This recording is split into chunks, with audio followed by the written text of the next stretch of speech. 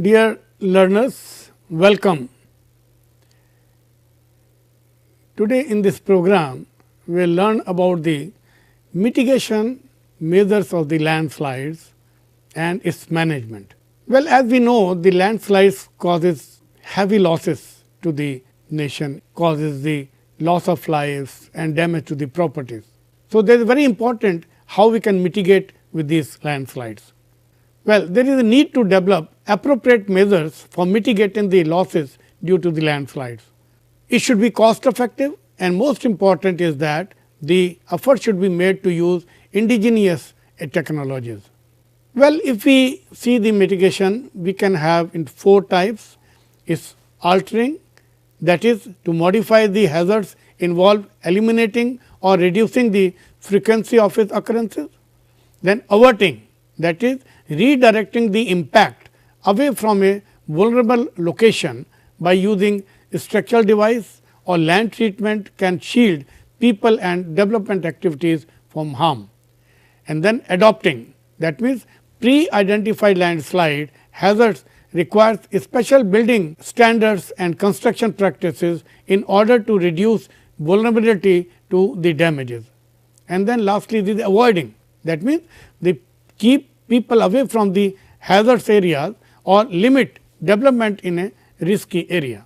There are various preventive measures. Let us see one by one. Most important is the drainage measures. Suitable drain be made for the controlled flow of runoff water, which will reduce soil erosion. Drainage culverts must have the capacity to take sediment loads, otherwise it will choke. So, we must take care of these small things.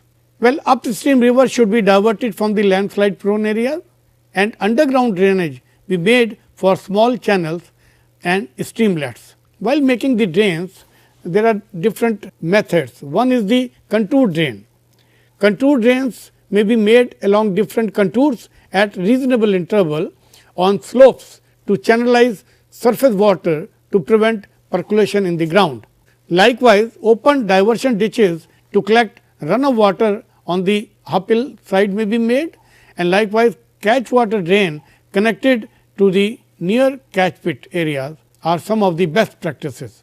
Well, another important point is the perforated drain pipes may be implemented to control groundwater, which otherwise built up pore pressure in the sediments that facilitate landslides.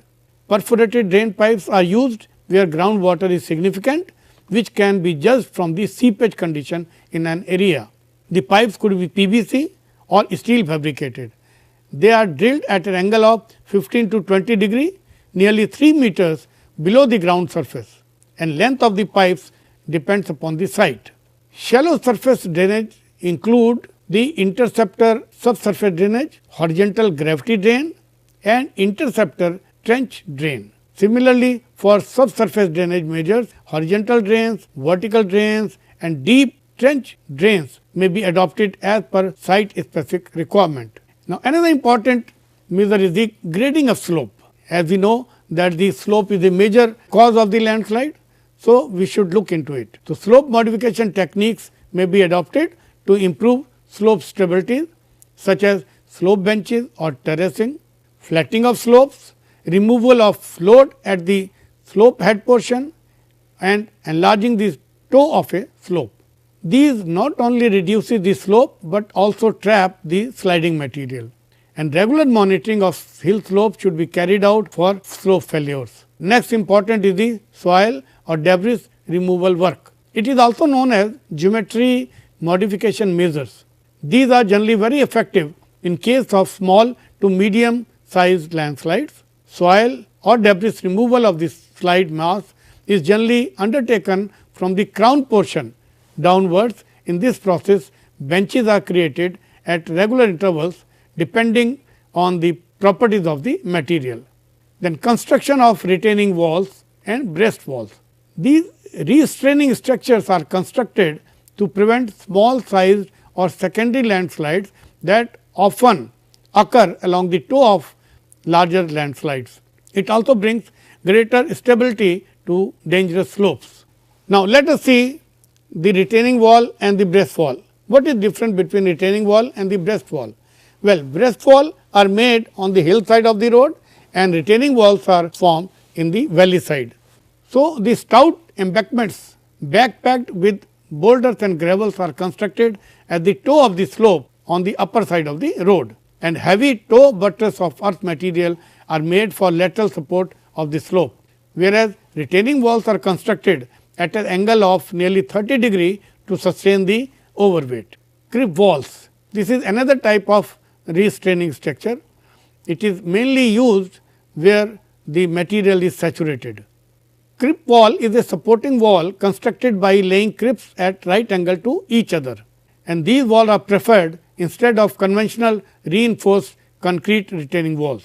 Gabion walls are also provided as retaining structures where loose mass exists on the slope. Well, mulching and adding ground cover. This is an important aspect where mulch protects against rain and wind and reduces loss of soil moisture during extended dry periods. Then afforestation and reinforced vegetation. A thickly vegetated slope prevents erosion by the surface water because of natural anchorage provided by the tree roots, thereby increasing shear strength of the slope material. Large size tree cuttings and removal of vegetable cover on hill slope should be stopped. Afforestation is most commonly an economical method applied in case of treated slope on large scale. This not only provides effective covering to the slopes to protect erosion of soil and loose material, but also the roots penetrate into the ground, helps in improving shear strength of the subsurface material. Afforestation efforts required to adopt locally fast growing varieties. Horticulture should be given importance than agriculture, especially in the hilly terrain. Then another important measure is the geofabric or coir jute matting. Geofabric commonly used in slope protection work. It is made of natural material like coir jute.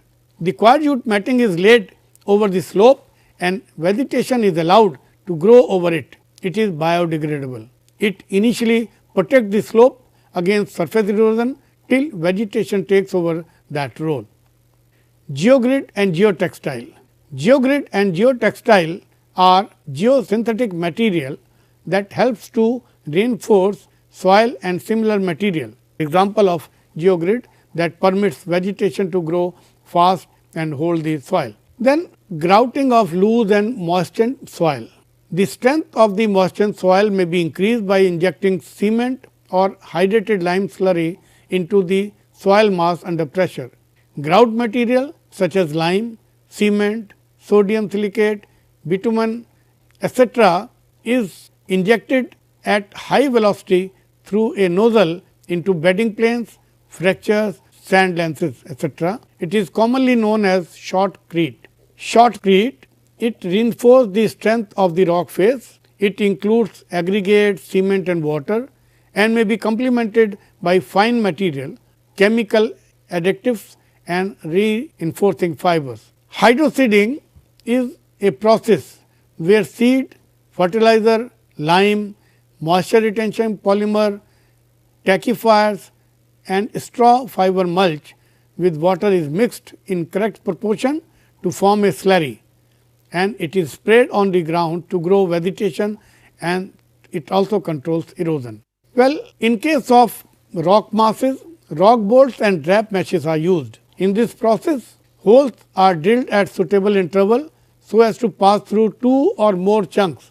Rock bolt is a long anchor bolt to stabilize rock blocks. It is mainly used in tunnels or rock cuts, and these are used to prevent rock falls. Drap mesh is used to stop the falling blocks. It reinforces the strength of the rock masses.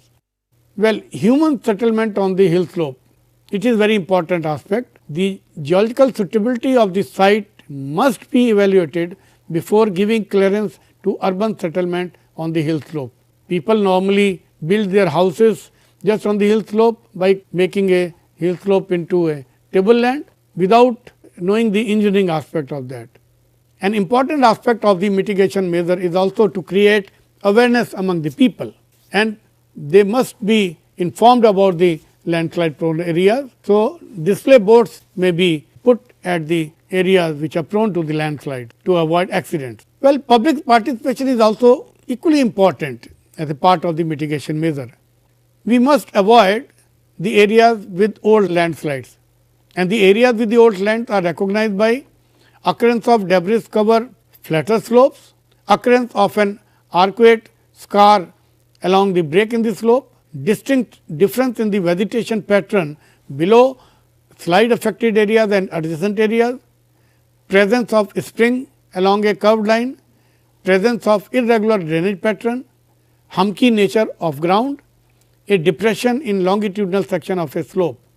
These areas may be avoided, else the old landslides are reactivated. As you can see in this photograph, the old landslide has been reactivated by the development activities. Well, other preventive measures are relocate or change the location of the facilities to avoid landslide prone areas. We must construct revetments, spurs, check dams to protect slope against river and stream erosion. Roadside drains and culverts, especially during the rainy season, may be regularly maintained to avoid percolation of water.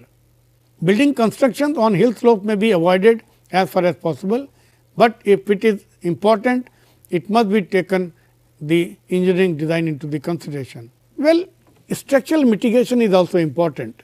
We must know the building codes and building bylaws, and we must follow them. Building codes are for design and material standards, building permits process, inspections and licenses, whereas building bylaws are for enhancing safety of new engineered construction to acceptable risk. We should not do things like this. As in this photograph, you can see a 5-story building has been erected on a drain without considering its catchment that can bring enormous amount of water. It is thus clear that vulnerability to landslides combined with other natural hazards and socio-economic vulnerability of the people living particularly in the hilly region pose a great challenge to the government. The landslide hazards thus need attention for comprehensive plan for disaster preparedness and mitigation. Well, landslide inventory includes the building up an inventory of landslide, that is the history of old, active and inactive landslides in an important area to be looked into, which may form the base information for undertaking further detailed investigations and analysis for designing optimal and effective action plans. This will help in evolve integrated mitigation measures for landslides using remote sensing, GIS and GPS techniques. Landslide hazard zonation maps may be prepared and make them available to the concerned governmental and non-governmental agencies for taking up necessary measures is the prerequisite in mitigating landslide hazards. Landslide risk assessment concerns hazards and losses in terms of life and properties. It would help in generating reliable database for better planning and formulating various alternative plans to minimize threat to human life and properties. Well, monitoring and analysis of the landslide is an important aspect. The magnitude of destruction depends on the location of the landslide. So, recognition of precise causes of landslide is very important. Professor Waldia in 2002 has suggested formulation of a public policy for hazards management and strengthening of machinery for coping with hazards risk through public cooperation, which are imperative of the environmental security and planning for development. Dear learner, we discussed about the mitigation measures in this program. As we have seen, there are various mitigation measures to check the landslides, but all depends upon the site specific conditions of the landslides. And as I mentioned about the management of these landslides, everybody has a role to play, and the people's participation is very important. The local community is also very important for this. Thank you.